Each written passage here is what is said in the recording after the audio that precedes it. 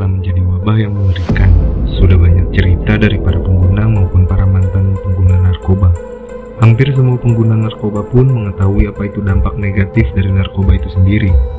Tetapi mereka memilih untuk pura-pura tidak tahu dan malah terus menggunakannya. Narkoba sudah memakan banyak korban dari yang sakit parah hingga bertemu kematiannya. AM misalnya. Ia mengatakan ia memakai narkoba karena pengaruh lingkungan sekitar dan untuk mencari kesenangan dan menjadikannya sebagai pelarian.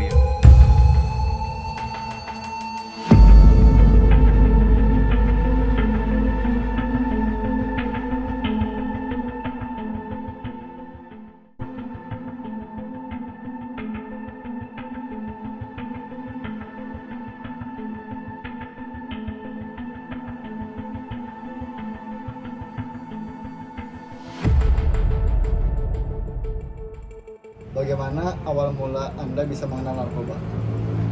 Kalau kena narkoba gimana ya, lingkungan juga sih dan di lingkungan sekolah, di lingkungan rumah, semua pada memakai semua. Terus pertanyaan selanjutnya, apa yang membuat Anda berpikir untuk menggunakan narkoba pada awalnya?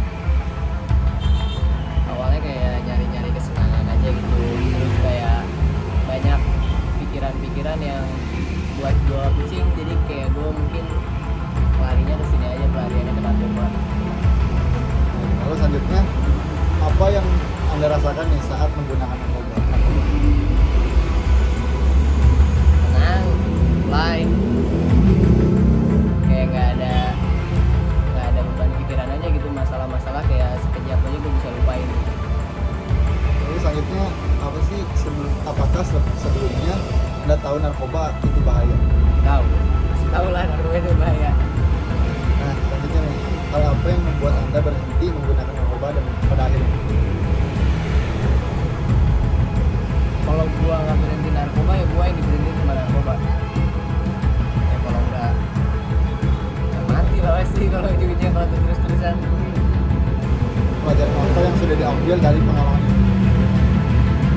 Ya banyak banget sih ya, tapi kalau gua bisa kasih pelajaran kayak apapun masalahnya, narkoba bukan jalannya, bukan solusi narkoba itu. Baik, selanjutnya pertanyaan terakhir, apa yang Anda menyesal? Apakah Anda menyesal setelah menggunakan narkoba? Dibilang nyesel ada, dibilang enggak juga ada. Daripada gua nyoba pas ntar gua udah tua, gua marah baru makin jadi, mendingan gua udah nyoba dari pas gua muda. Jadi gua udah ngambil pengalamannya dari situ. Baik, terima kasih telah menjawab dan menyisakan waktunya. Saya pamit undur diri, terima kasih. Pada akhirnya AM pun menyadari perbuatannya salah dengan menggunakan narkoba. Ia sadar bahwa itu berbahaya bagi dirinya sendiri. Sehingga sekarang ia telah menjauhi narkoba dan tidak pernah menyentuhnya lagi.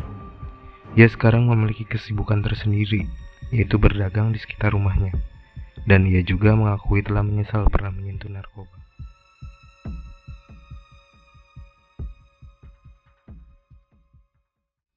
Saat ini, bahaya dan dampak narkoba atau narkotika dan obat-obatan pada kehidupan dan kesehatan pecandu dan keluarganya semakin meresahkan. Bagai dua sisi mata uang, narkoba menjadi zat yang bisa memberikan manfaat dan juga merusak kesehatan. Seperti yang sudah diketahui, ada beberapa jenis obat-obatan yang termasuk ke dalam jenis narkoba yang digunakan untuk proses penyembuhan karena efeknya yang bisa menenangkan. Namun jika dipakai dalam dosis yang berlebihan bisa menyebabkan kecanduan. Penyalahgunaan ini muncul karena si pemakai merasakan efek yang menyenangkan. Dari sinilah muncul keinginan untuk terus-menerus menggunakan agar bisa mendapat ketenangan yang bersifat halusinasi. Meski dampak narkoba sudah diketahui oleh banyak orang, tetap saja tidak mengurangi jumlah pemakainya.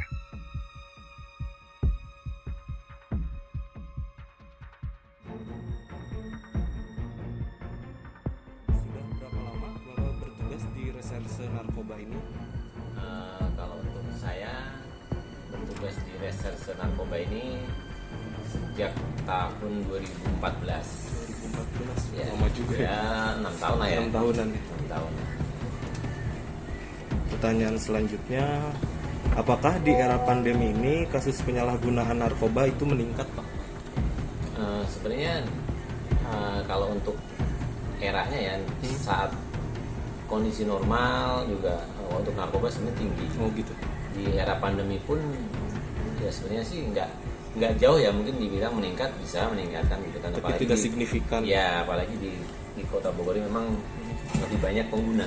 Oh, lebih banyak Ya pengguna. untuk di kota Bogor sendiri. Terus pertanyaan ketiga, alasan apa sih Pak yang paling banyak digunakan oleh para pengguna penyalahgunaan narkoba dalam memakai narkoba? Alasan mereka rata-rata itu kalau kita lakukan pemeriksaan, dari hasil pemeriksaan tersebut untuk para pekerja contohnya ya, contohnya untuk para pekerja dia lebih untuk meningkatkan stamina. Contohnya kalau dia menggunakan sabu ya untuk meningkatkan stamina. Kalau untuk kan ada di kalangan kayak pengamen gitu kan, nah dia lebih percaya diri saat dia melakukan ya ngamen-ngamen di jalan kayak gitu kan, anak-anak nongkrong gitu kan, supaya mereka pede gitu kan, untuk nah itulah rata-rata seperti itu alasan mereka itu. Untuk PD itu ya tadi. Terus yang keempat, bagaimana cara menentukan seorang itu pengedar atau pengguna penyalahgunaan narkoba? Untuk menentukan pengedar atau pengguna, nah, kalau untuk pengedar mereka ini rata-rata kebanyakan kalau untuk di kota Bogor sendiri dia sebagai kurir, kebanyakan sebagai kurir, karena kan di situ kan ada bandarnya, ada kurirnya. Kalau kurir disebutnya kuda ya. Jadi mereka ini yang menyebar narkoba itu. Jadi misalkan nih ada pemesan yang dia beli ke kurirnya misalkan ya, beli ke bandarnya. Nah, nanti si bandarnya punya kurir. Nah, tugas si kurir ini nanti dia yang meletakkan titik-titik di mana dia untuk meletakkan narkoba itu untuk diambil si pembeli, karena memang sistemnya itu sistem tempel. Jadi sistem tempel itu mereka pesan, narkoba itu ditaruh, disimpan, ya kan? Nah, nanti barulah si pembeli itu ngambil di titik penyimpanan itu. Nah, itu kalau untuk menentukan tadi apa, pengedar ya? Pengedar atau pengguna? Nah, pengedar itu seperti itu. Kalau untuk pengguna ya mereka hanya beli untuk digunakan. Ya beli caranya ya seperti itu. Dia pesan ke si kurir ataupun bandarnya itu, baru dia ambil sesuai dengan titik yang bandar atau kurirnya tadi taruh, baru dia gunakan sendiri. Oke Pak. Pertanyaan terakhir, apakah tindakan untuk mengurangi penyalahgunaan narkoba dari pihak kepolisian sendiri? Kalau untuk tindakan sendiri, tindakan kepolisian adalah pencegahan untuk narkoba. Kalau untuk pengguna tersendiri itu dilakukan rehabilitasi. Ya, lakukan rehabilitasi itu kita lakukan rehabilitasi di BNN. Di Lido. Di BNN di Lido. Oh, di Lido. Di Lido. Nah, untuk rehabilitasi itu dia harus menjalani nanti rehabilitasi minimal itu 4 bulan. Minimal itu ya, minimal bisa 4 bulan sampai 11 bulan, tergantung nanti detoksifikasi dari dokter BNN sendiri. Oh gitu. Ya, itu untuk Oke Pak. penyalahguna. Kalau untuk pengedarnya? Kalau untuk pengedar itu kan kita harus proses hukum. Proses hukum. Ya, kalau untuk pengedar. Karena kan kalau untuk penyalahguna pun ada kriteria pengguna. Ya, kalau kriteria pengguna itu dengan barang bukti, contohnya sabu nih, untuk pengguna minimal di bawah 1 gram. Tapi kalau untuk pengedar yang di bawah 1 gram, tapi kalau diduga itu barang untuk diedarkan, ya itu harus dihukum. Oh gitu. Ya. Berarti harus lihat indikasi lainnya juga ya? Indikasi lainnya juga. Selain dari gramasi. Ya, jadi nggak, misalkan dia pengedar nih, barang bukti mungkin sedikit ya, tapi dia untuk diedarkan.